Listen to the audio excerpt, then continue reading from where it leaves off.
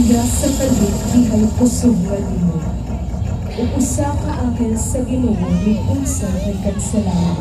Giligid niya ang bato.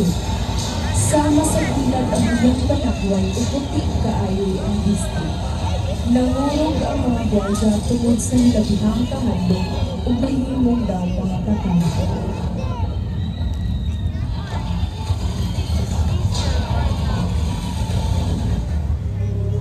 Unya ang anghel niingon sa mga babae. Ayaw kamulukan. Masayod ang nanangita pa ng Jesus. Nagilansang sa krus. Wala na siya dito. Nabanaw siya sumalagayod sa iyang ego. Umari ka mo ang tanawa ang daming kadulmanan.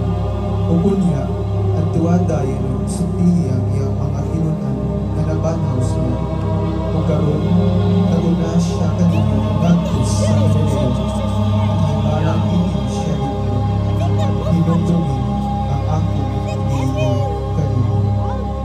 Busang idali sila pagbiya sa lunganan nga nangahadlok apan nangalipay ug nagdagan sila aron pagbalita sa iyang mga